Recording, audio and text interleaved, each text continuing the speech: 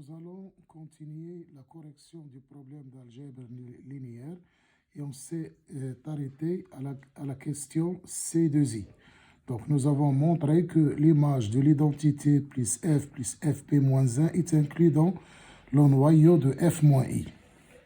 Donc, maintenant, on va faire la question C3i et nous demande d'en déduire que dimension de Kerr de f moins l'identité plus dimension de Kerr de l'identité plus fp moins 1 égale dimension de E. Donc, cette question, il faut penser au théorème de rang. Donc, on sait que dimension de Kerr de l'identité plus fp moins 1 plus dimension de l'image de l'identité plus fp moins 1 égale à E. Donc, qu'est-ce qu'on ose espérer avoir? On ose espérer avoir que la dimension de Kerr de l'identité, Kerr de f moins l'identité égale à dimension de l'image de l'identité plus fp moins 1. Et comme on a cette inclusion, donc on aura l'égalité. Donc, c'est ça l'idée. Donc, il faut montrer tout d'abord que Kerr de f moins l'identité est inclus dans l'image de l'identité plus fp moins 1. Donc, nous avons déjà montré que l'image de l'identité plus f de i plus fp moins 1 est inclus dans Kerr de f moins l'identité. Maintenant, il faut montrer l'inclusion dans l'autre sens. Donc, soit x appartenant à Kerr de f moins i. Donc, f de x égale à x. Donc, si j'applique l'identité plus i plus f plus jusqu'à fp moins 1 en x, qu'est-ce qu'on aura? On aura px. Donc, parce que ça, c'est x plus f de x qui est x plus f carré de x qui est x, etc. jusqu'à fp moins 1 de x qui est égal à x. Donc, ça est égal à p de x. Donc, si je divise par p, on aura i plus f de x plus fp moins 1 en x sur p, ce n'est autre que x. Donc, qu'est-ce que j'ai trouvé? Donc, j'ai trouvé un élément qui est x sur p tel que son image par i plus fp moins 1 égale à x. Donc, ça veut dire tout simplement que x appartient à l'image de i plus f jusqu'à fp moins 1. Donc, qu'est-ce que j'ai montré en fin de compte? J'ai montré que si je prends un élément dans le noyau de f moins i, il est dans l'image de i plus fp moins 1. Donc, Kerr de f moins i égale à l'image de i plus f carré jusqu'à fp moins 1. Et d'après le théorème de rang, on sait que dimension de Kerr de i plus fp moins 1 plus dimension de l'image de i plus fp moins 1, ce n'est autre que dimension de E.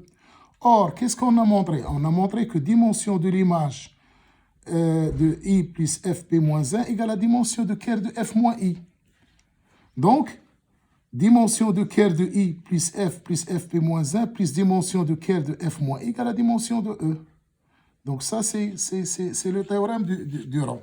C'est une conclusion du théorème de rang et bien sûr de l'égalité de Kerr de f moins i égale à l'image de i plus fp moins 1.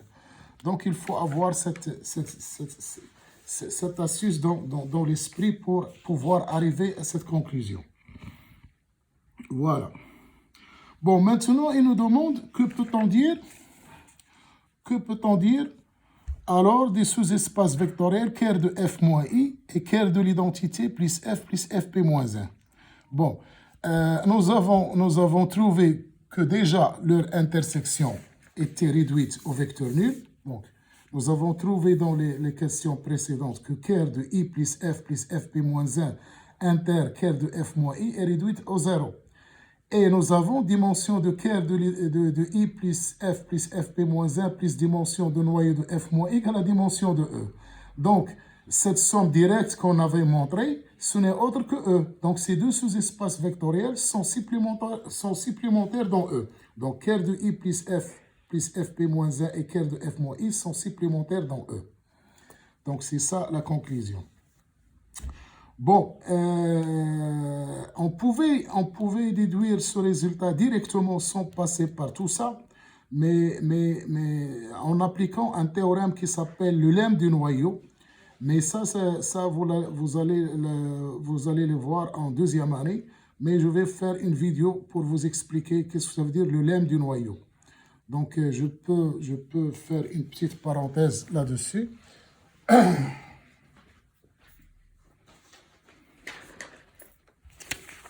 Bon, donc je vais faire une petite parenthèse là-dessus pour vous expliquer que ça veut dire le lemme de noyau. C'est-à-dire si nous avons soit P et Q deux polynômes appartenant à R de X, par exemple. Si P et Q sont premiers entre eux, et si j'ai bien sûr F un endomorphisme de E.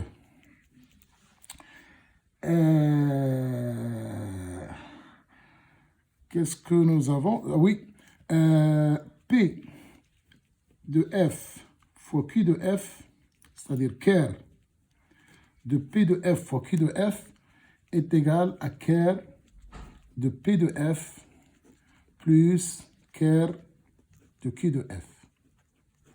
Donc, autrement dit, ker de P fois Q appliqué en F est égal à ker de P de F plus ker de Q de F.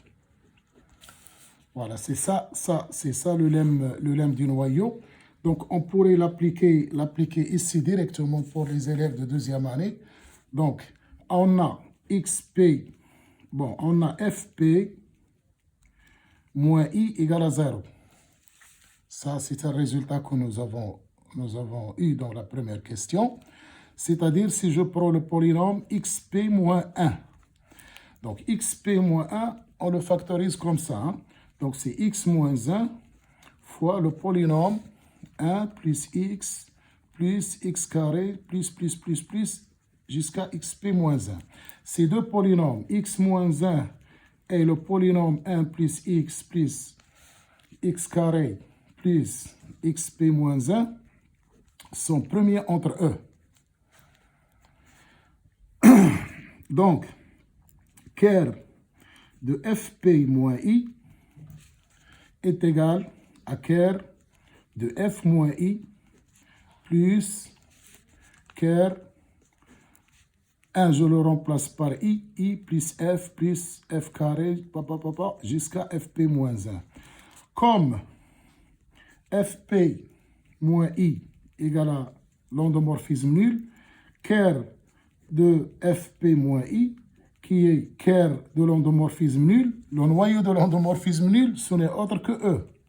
Donc, on a directement E et somme directe de ker de F moins I plus ker de I plus F plus jusqu'à FP moins 1.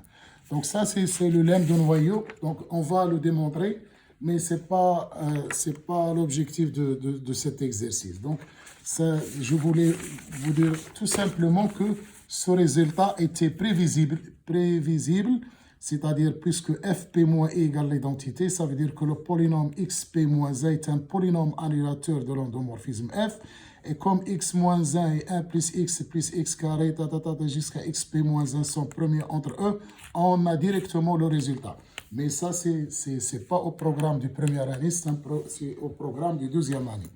Donc ça, c'est seulement entre parenthèses, une parenthèse que j'ai voulu ouvrir. Donc, en conclusion, nous avons montré